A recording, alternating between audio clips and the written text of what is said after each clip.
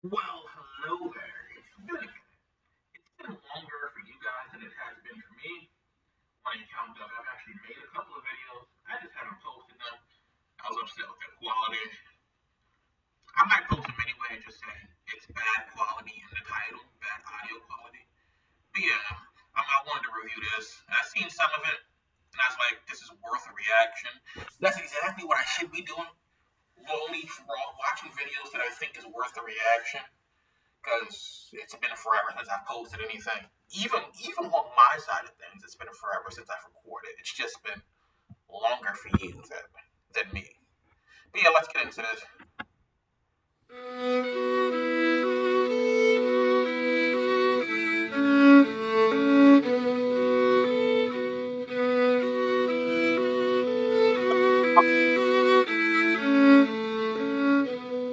Hello again there, folks. So I just wanted to make a quick video on this debate that's going around from Piers Morgan's kind of slop channel, where everybody just screams at each other and he riles. I actually didn't watch this what you call it interview. I should have, but then again, maybe I shouldn't have because I kind of don't care what Destiny has to say. F Destiny. Destiny can go to hell. I kind of don't care. Destiny's a scumbag. He's been pissing me off for like a couple of years now. So yeah, I remember watching him. But yeah, I haven't watched the video that he's reacting to. Everybody up and all of that. And of course, this gets into the atmosphere at the moment, which is just fever pitch, really. And I noticed that they brought on this Destiny, who I've always despised. I just cannot abide him, and I'm not going to play him on my channel either because he's got this incessant sort of babbling way of talking where it just becomes this kind of noise. It's just like this. It isn't really coherent. It's just If you want to actually argue and debate somebody's point, you should probably let their argument play. Now, I will say, Destiny, it does kind of speak a bit manically, but kind of that's how he gets his point across. When you're in the room with five different people, and you're trying to argue all of them, and he sometimes has been in a room with about six people and has single-handedly argued against them. That's kind of how you have to operate.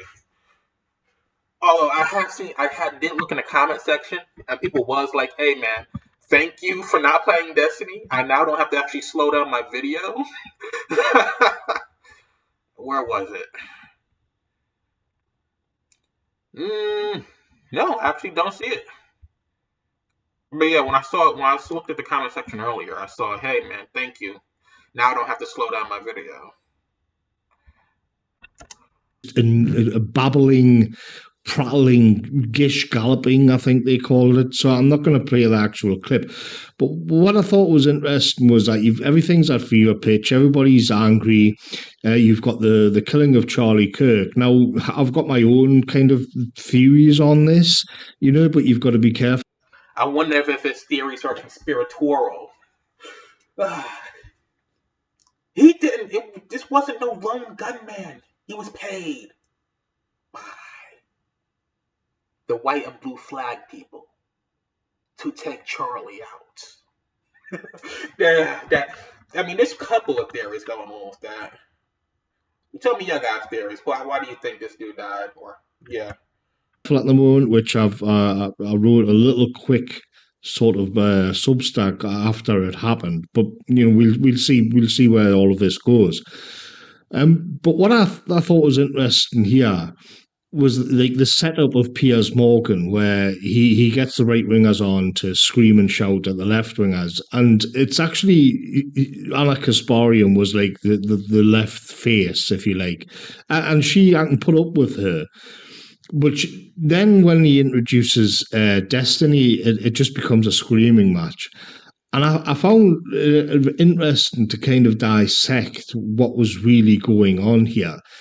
And because if you kind of tease out amongst the sort of incessant babble of Destiny, what he's done is come in to the debate with a frame. So he knows that the murder of Charlie Kirk is being pinned on the left on his team, if you like, as does Anna Kasparian, and she handled this a little bit differently. She was instantly disavowing him, any kind of violence. But Destiny came in and he's like kind of like he wouldn't. And beyond that, his frame, he wanted to have the pieces on the chessboard set up in such a way that he had a get out. So he wasn't just sitting there like a sociopath saying that he was fine with murder, political murder and assassinations. It was that his sort of pitch was that he will not disavow the assassination of Charlie Kirk unless Donald Trump disavows all violence equally. I don't just see the problem with that. Can you argue why should we take Charlie Kirk's death more importantly than other people? Because this is a single man that died. The same day Kirk got murked, there was a mass shooting that people are refusing to talk about. And yeah, I do think, death should be disavowed and all that. But although, it kind of doesn't make sense coming from the right, considering how the formation of this country was built on, like, political violence.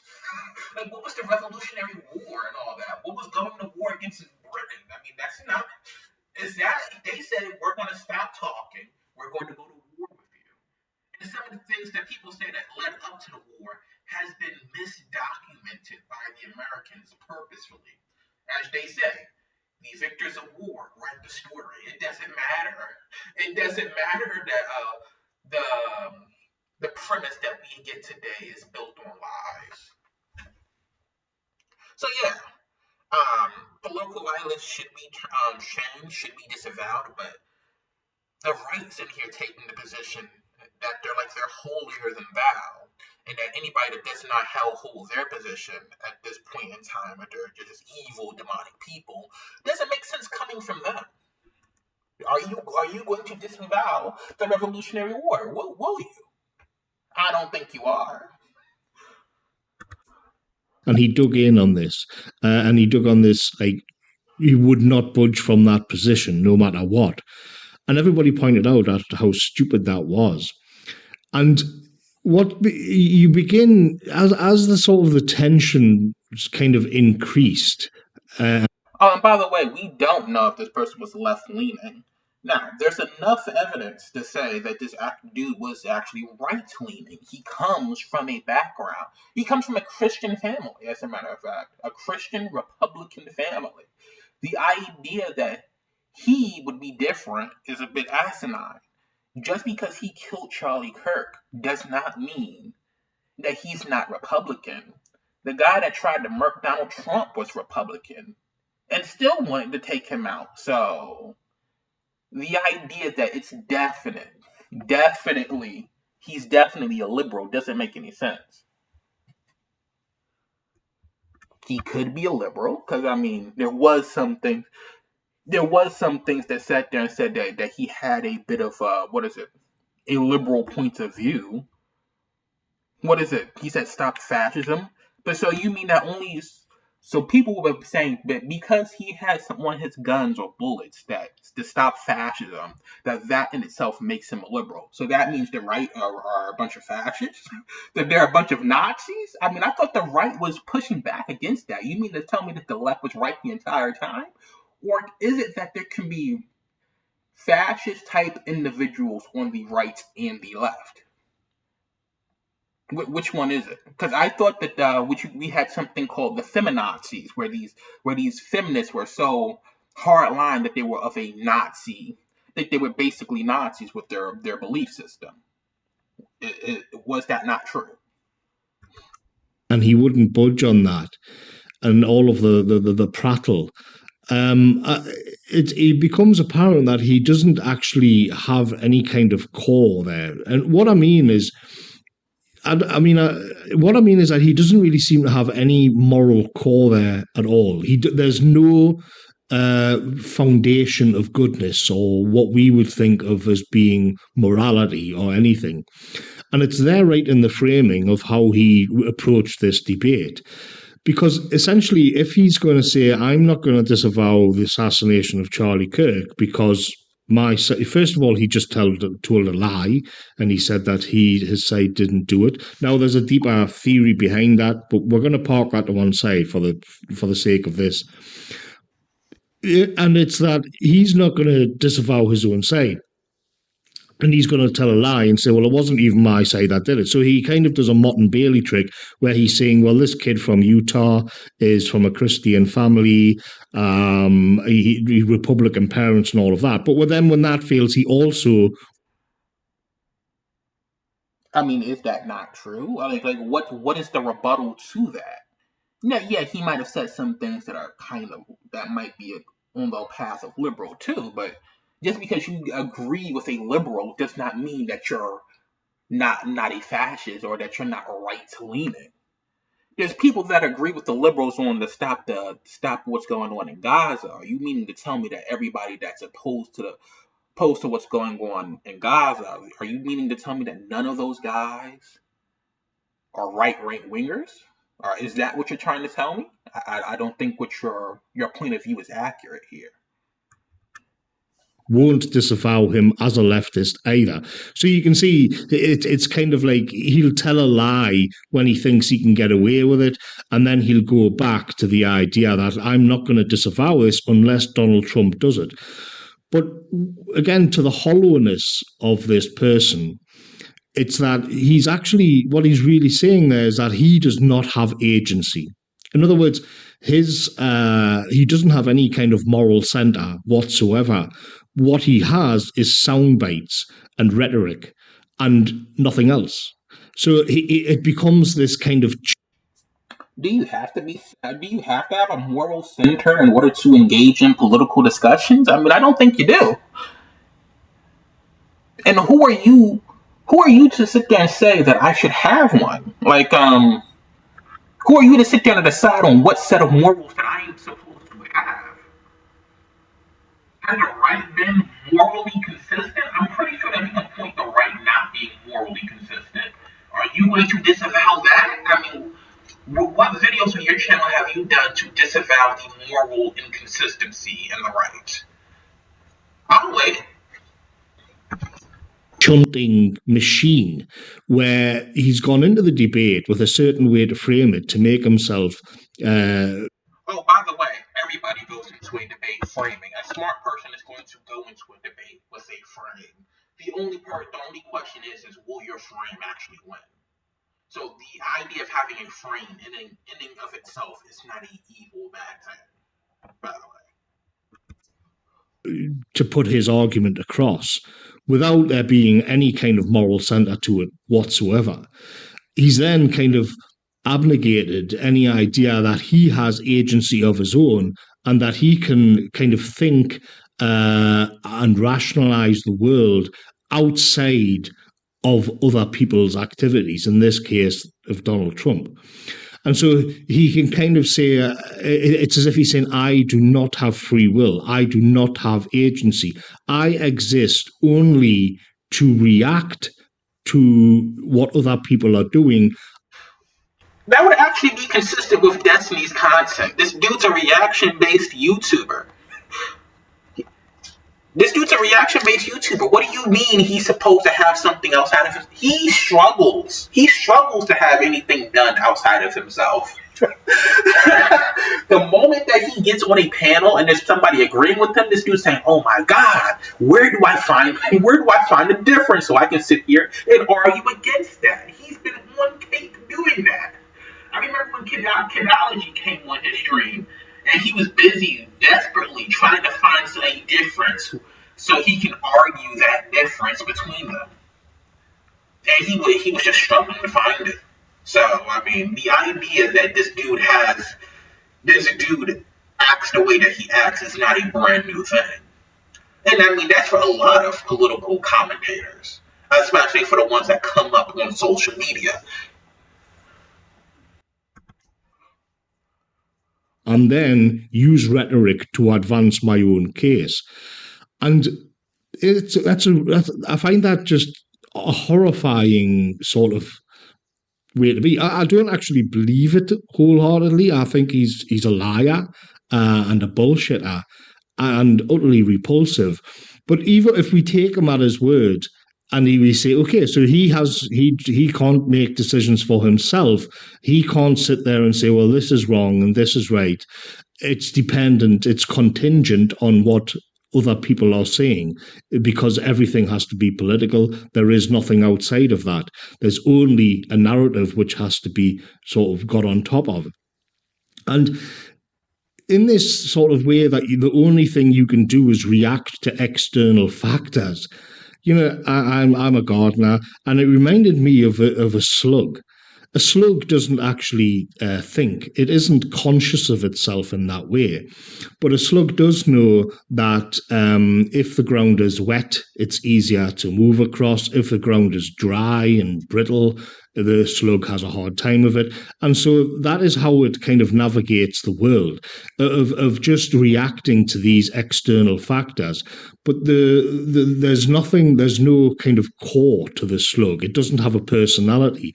It doesn't have any individuality. It doesn't have agency. All it does is react to what's around it. The beer traps smell nice to a slug, and so it'll crawl into the beer trap and drown because it's got no agency. It just follows its instincts.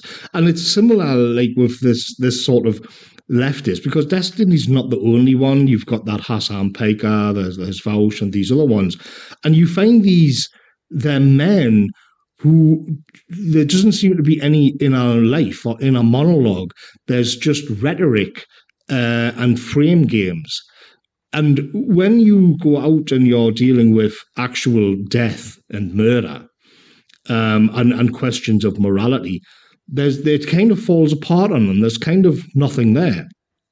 And it reminds me, I did classic movies just the other day, and we were talking about it's on the channel, and we were talking about serial killers and what constitutes evil. And I think the reason why so many people like it isn't just the kind of the babble and the prattle which comes at you like so fast you can hardly keep up with it. It's that there's something like fundamentally is just missing there. And when a good writer tries to create a thoroughly evil character, it isn't that you can think of somebody like the Emperor of Star Wars or something where he is just like evil incarnate, but more complex evil. That's not it. What it is when somebody has something missing. Evil is the absence of good. So when you begin to have a decent good character, and you begin taking key parts of his personality away, and you're left with something kind of odd and a little bit off kilter and a little bit uncanny valley. And the more you do that, the more evil reveals itself. So because the good is being taken away and all that's left is evil, so it's a void, it's a moral void. And I cannot help but think that this is actually what you see there. That it's just an absence of conscience. It's an absence of understanding what's right and wrong. And instead, you just get this kind of frame game, rat-tat-tat bullshit, which is not tethered to anything other than himself and doesn't reference anything other than himself. And he has the problem. He has a very big audience. And when you look at, if we go with what we're being told about the murder of Charlie Kirk and the people who did it, what we see are these more of the same. And you think, the wonder if this, like, he has a much bigger audience, Destiny has a much bigger audience than I do. He has an audience on par with the biggest sort of right-wing channels, And you think, is it that they are ideological, or is it that they are all just fundamentally missing something? Is it that he has an audience because there is an audience for psychos out there? That there is, maybe it's The idea that the right will condemn somebody for not having a moral center, when the right has consistently not had a moral center, is absurd. I thought the right was against gay and trans. They have a Lady MAGA. What are we doing? I thought the right was against gay and trans. Why do we have Caitlyn Jenner on Fox News? What are we doing? This is just hypocrisy at its finest. Did they?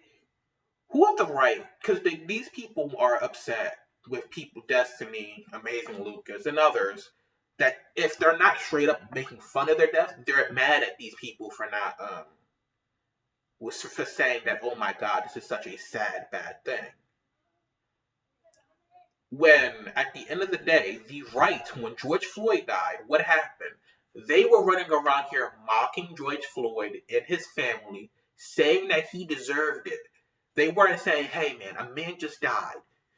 Whether he deserved it or not, he deserves respect. They didn't say that. To this day, there's George Floyd memes. I might actually post one of them. I might put a link and put it up on this video. The George Floyd that I just seen today. The meme that I just seen today. The guy I designed artwork of him. Check out some of my pieces. Fenton Yahoo. How about I Can't Drive? 50 Fent?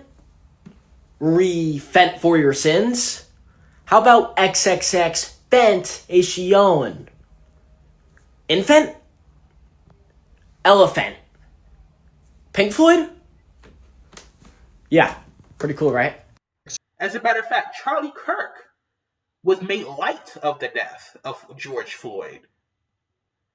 And what was it? Ebony Warriors Studios was busy talking about how Charlie Kirk attacked attacked George Floyd's daughter and would constantly name drop her for years. And over the years, the daughter was getting attacked online. The idea that you're holding me to some sort of standard when you have proven that you don't have a standard is amazing.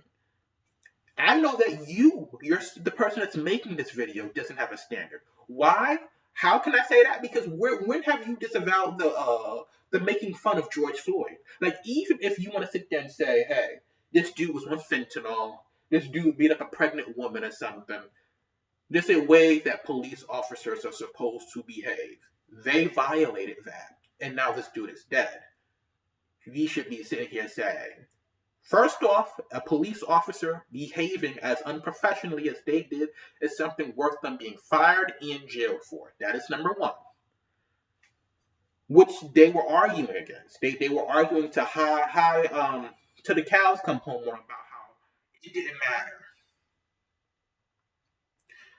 This dude could have been an axe murderer. How police interact with people, there should be a standard. And there should also be criminal charges with how you act. And if you're proving to me that you cannot act professionally when we're giving you a gun to sit here and you're holding people's lives in your hand, then you shouldn't be able to work inside police departments. The right didn't advocate for that. They didn't advocate for anything on the smallest level. They cheered it on. Who are you to argue? Show me what video have you did on criticizing the right and their hypocrisy and their lack of having a moral center. You did it. You won't. I can wait. It's not going to be there. Something that manifests itself at this particular era of civilization, where the reason why you have a sociopath with a big audience like that is because there are so many other sociopaths out there. And I think this is a big, big problem. And I think people are going to have to be honest about what this means for society, what this means for the West. If you've got millions of people out there with a total, complete absence of any moral consciousness, this is bad news. Just a quick one there, folks. Thanks for listening. Yeah, this dude's a hypocrite. I'm gonna add this dude. I want him to show me what is the Twitter post. And I don't even think a Twitter post is good enough, but show me the video of you arguing against the right acting the exact same way that the left is at this moment in time. There is none. But yeah, tell me your thoughts down below.